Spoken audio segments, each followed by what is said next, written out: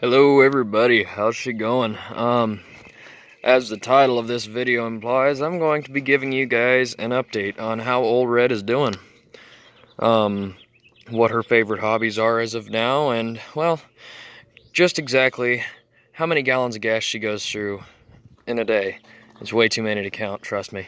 So, I guess, why don't we just start with one of the first modifications I did to my truck.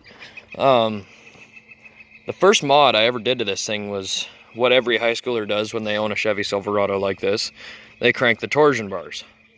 Okay, I leveled it out, cranked the torsion bars. It rides kind of like shit, and eventually I don't really care about that. I'm not trying to protect any of the front end IFS components, because me, as a Chevy guy, I like Chevys, but I hate IFS. I cannot stand IFS. This thing, as soon as I can, I'm going to solid axle swap it. But you can see it has a bug guard on it. Now this bug shield has been color matched to the other things I've put on this truck, such as I've color matched the mirror housing things, the door handles, the headache rack, and even the Z71 logos are all color matched to that color. And that's just a graphite, Rust-Oleum calls it a graphite color. But, so we've got this bug shield, right, that I've painted. Looks like I need to paint it again, some of the primer's coming through. So I've got the bug shield, the grill guard. Those were the two first things I ever did to this truck. The bug shield went on first, and then the grill guard. Okay? And then after that, I think that's when I got my new tires. Now these tires are an LT 245 75 R16. 245 with 75 wall height and a 16-inch rim. So they are Hercules TerraTrack TG Max. Love these tires. The only thing I have to complain about them is I wish I would have got bigger ones. This is the stock tire size for this truck, and I wish I would have got bigger ones because they look great. I love this really blocky tread that they have. You know, it kind of reminds you of like a cat payloader or something. They do pick up rocks, which I really don't give a shit. And that's one thing about Hercules tires, the sidewalls. They always do a really damn cool sidewall on their tires. I really like this tire. But like I said, I wish I would have gone bigger. These are the Chevy, just OEM stainless. They came off of another Silverado, but they're the stainless mirrors. They're the manual ones, they're not the electric ones. This truck originally, it's a 1998. It came with the electric mirror option. I hated those things. Those things pissed me off. They would work half the time, and then the other half the time they wouldn't work. And me doing what I was doing, I was pulling trailers a lot, and then I'd just go drive around other times. And then I drive this truck for school too. You'd have to adjust them for different scenarios. Well, I didn't have the spot mirrors in there. I put the spot mirrors on these, and I guess I could have on the other ones. But I just hated those. They're ugly black too. These are the nice stainless. And I think they look better. I think they make the truck look better instead of those ugly black paddle mirrors. But yeah, we've got that. And after the mirrors, I think I put the CB. This is a 5-foot Firestick FS2 whip with a Firestick heavy duty spring on it, because the 5-foots require heavy duty. It used to be, I don't know if you can see, it used to be mounted right there, and you can still see some of the diox on it from when I was trying to get it to ground. But I then put it on my headache rack, and there's videos where I've kind of given truck updates before, where I put pictures of the headache rack in the build process. It was chrome at one point, but I decided to color match it to the graphite. The CB, although it looks like it is not hooked up. I was a jackass one day, tried to put it down in here, that's why that's all broken out. And I think there's another one that's broken too. I was trying to put it from here back under this door panel and hide it, like go here and then go into the back or something, or go through this in this trim piece and go down here under into this, up under this, into the kicker panel, up under the dash to my CB. Well, the day I was doing that, I decided to pick a windy day, which in Wyoming, that's almost every day. The wind slammed the door when the coax was hanging out. Hanging out of this right here because I had to go get something. I don't remember, but it broke that and it chopped my coax in half. So, and that was probably 3 months ago, and I just haven't decided to buy another $18 coax cable. My CB setup is, like I said, a Fire Stick FS2 5-foot fiberglass whip with the adjustable tip. It's not the trim to tune, it's the brass adjustable tip, which if you're gonna do CBs, I really recommend the adjustable tip. This is a Galaxy DX55V, and from my experience, the frequency likes to jump around a lot with this CB. And I think this CB's got a problem with it too. I need to have somebody look at it. I think the crystal or something's fucked up in it. Because sometimes I'll get a great frequency reading, and this has got the frequency counter on it right there. So I got my channel and my frequency, and I can get great frequency out of it. Oh, and it's got the band select, so I can go from A to F, and that puts me on different bands. And I think I can go from a 25 something to a upper 28 something on my frequency. And it's a really nice CB. I can get out and talk to a lot of people, but the problem is when I'm on 27185, the frequency, channel 19 is what most people use. When I'm on that, it'll go from 27185 and get good frequency, and I can try to run a radio check, and I don't know if it's because people don't have their radios on, or if it's because I just, something's fucked up and it's not putting out. And that's what I think it is, because with this setup, I should be getting 100-mile range out of it. And I just don't understand why nobody can hear it. And it's probably because this CB's fucked up, because it'll go from a 27185 frequency on channel 19, and then all of a sudden it'll just go 24 flat and just sit there. And then I have to shut the CB off, unplug it, and let it sit for a while, and then plug it back in. And if you're lucky, it'll go back up to 27185. But a lot of the time, it'll just stick at 24 flat. And I don't know what's going on down there. If somebody can tell me what is going on with this CB, why it's doing that, please let me know. Feel free. Let me know in the comments or something what's going on. It's a Galaxy DX55V. And let me know if you've had problems like this before, or know somebody that has, and what the problem and solution was for it. So anyways, after the CB, it started to run like shit. And this is why. Chevy originally made a plastic distributor body. And yes, as you can see, it cracked. And what it was doing was the cap was bouncing around on the distributor as the rotor was going around, and it would make it miss a few holes all the time, and it would run like shit. So I don't know if you'll be able to see, but there is the new distributor, and it is some offshore brand. I'm not quite sure what brand it is, and while we're in the engine bay, I'll keep this open so I can get you to the next modification. It is a cast aluminum distributor for the Vortec 350s. Now, this is just the Vortex, though. Mind you, most of you guys probably already know, but the Vortex have a different distributor cap. The old throttle body injected 350s had the standard style distributor cap. And these Vortex were weird because they had this flat, weird-ass distributor cap. Okay, now this is the cap off the old distributor, and this cap and rotor are still good. There is no problems in there. The points are still fine, and the cap point, or the rotor point, is still fine. So, if you're gonna buy, from my experience, if you're gonna buy another body, you might as well just buy the whole damn distributor, because I can buy a body for $100 and some bucks, or just buy the whole damn distributor for 80 something.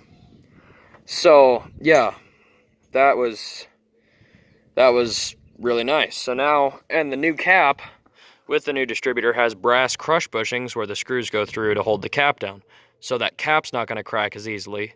And the body is a cast aluminum with machined, obviously the journals are machined, and the cap journals are machined too, so that, you know, everything sits right.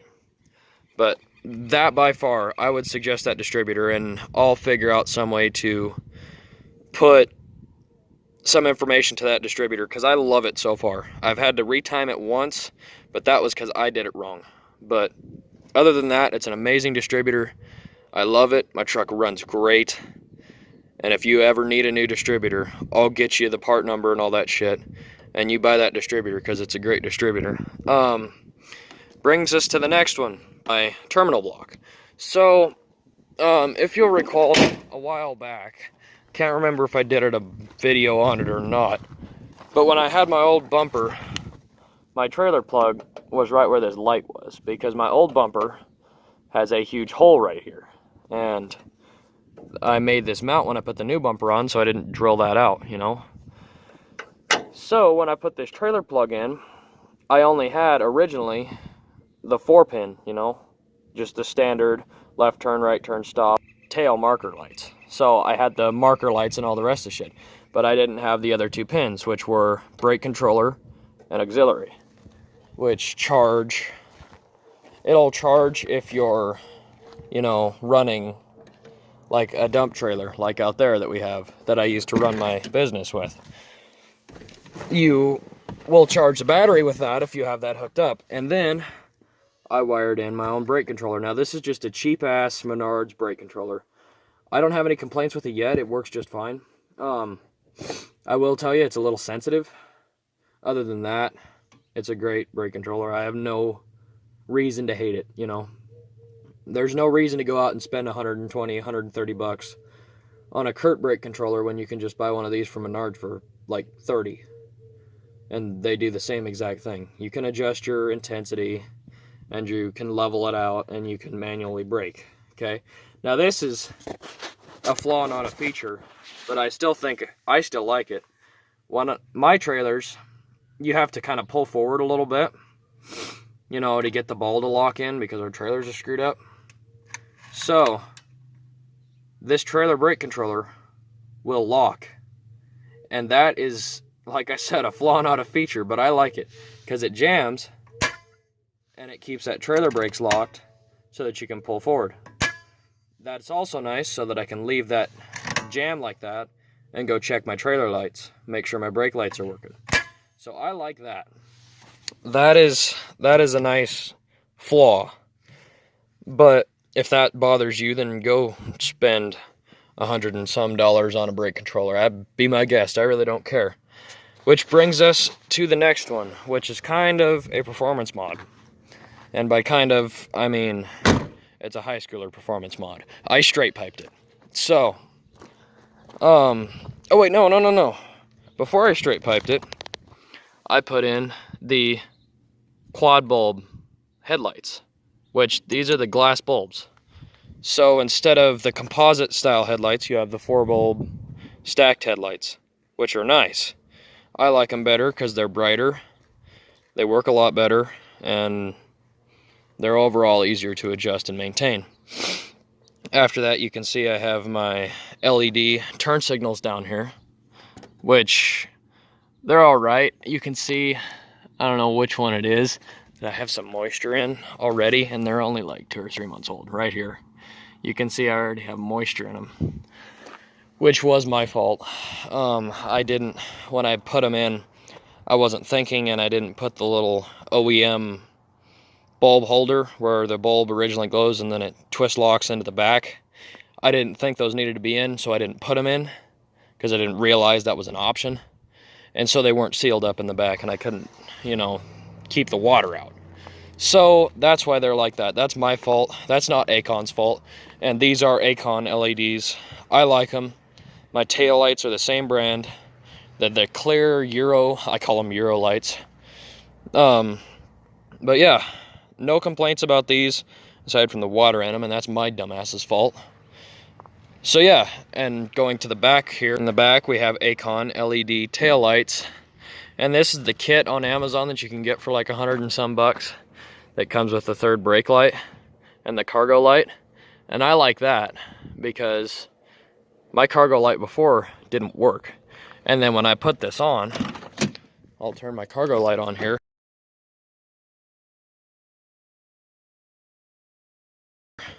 You can see that now my cargo lights work. And they never used to with my old ones. And I had put new bulbs in and tried troubleshooting, and I just could not figure it out, you know? Yeah, that's the next mod that I did to my truck. Now, anybody that owns these trucks should do the headlights, some form of new headlights. I don't care if you go plastic composite or with the glass stacked headlights. It's up to you. I like the stacked ones, okay? Because they're glass and they don't fade out like that. But somehow upgrade them, because those old fogged up ones are kind of a safety hazard and they piss me off. LED turn signals,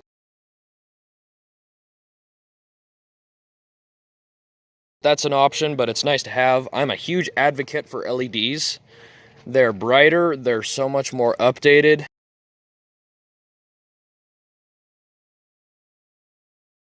The old halogens are outdated and they're just not as bright. And these, it's a lot safer to have somebody that sees you instead of having somebody that, like, your damn lights are so fogged up and dim that you can't see anything, you know?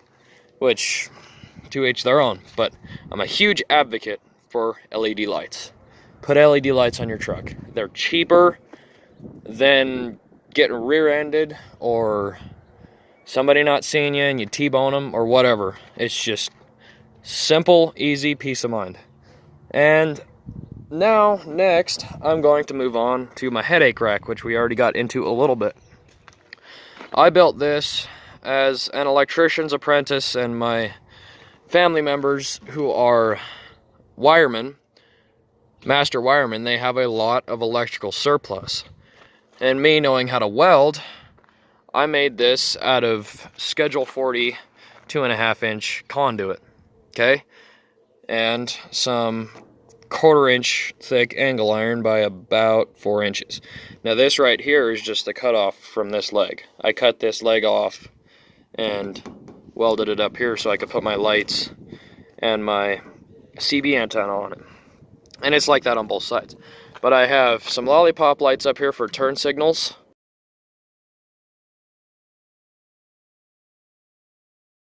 I have marker lights in the middle since I covered up my third brake light.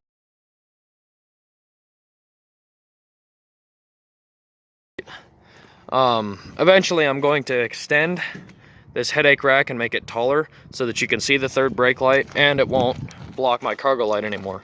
We have the same light on this side.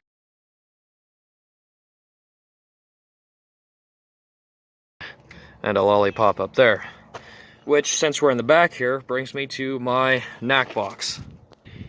Now, as a wannabe mechanic and just redneck extraordinaire in general, you always got to have a toolbox in the back of your truck. I don't care who you are, what you do. I don't care what you're putting in it. If you're a Ford driver, chances are it'll be full of Viagra and dildos. If you're a Dodge driver, you might throw your boyfriend back there. But since we're Chevy drivers here, and we like Chevs, I put tools in mine, and ropes and chains, and, you know, it's expendable. I don't know if I used that word right. I probably didn't. I'm kind of retarded. I love toolboxes. Now, me personally, I like toolboxes that sit below flush. That way nobody can see it. Nobody's tempted to come jack shit from your truck, okay? It's just easier, it's more discreet, and it's better for my headache rack. I could have put a toolbox in it, and I could have designed a headache rack around it, but this is what I had, and it's Linexed. I like Linexed shit. Eventually this truck bed's gonna get Linexed.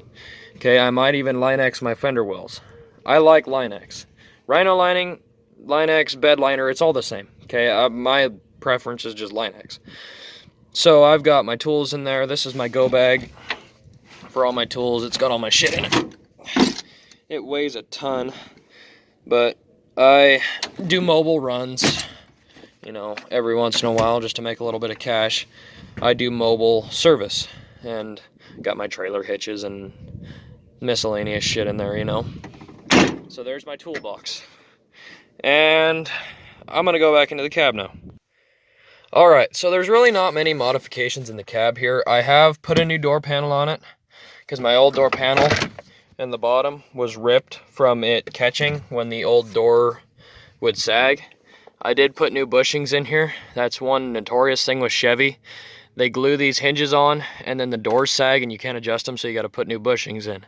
I did put new bushings in, and now they close fine. I had to put 2 new door handles on.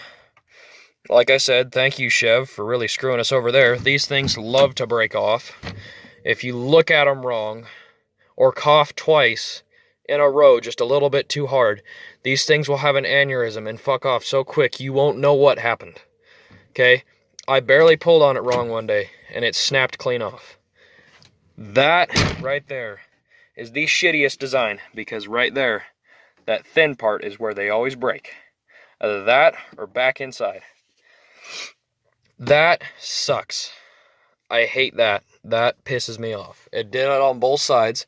Yes, this truck has a gray interior and a tan door panel. It's just the way she blows. So, after that, I got a steering wheel cover, big whoop. It's ripped. Oh, frickin' well. This interior is kinda fucked up. You know, it's seen better days type deal. The cup holder, you kinda gotta screw with it, you know. Missing a couple of knobs. The radio is completely screwed. I got that on there for my phone. But the radio's all screwed up. Knobs are missing. I don't think there's one knob left on that radio. It's got a CD player, which I like because I got me Metallica CDs, and Metallica is awesome. So yeah, I got the CD player. A lot of people will take that CD player out and put the cubby hole in there for their phone, so that they can just throw it in there when they have Bluetooth. And I have Bluetooth. I have an FM transmitter in my truck. So I do use Bluetooth in my radio, but I like to listen to CDs too. It's just whatever I'm feeling.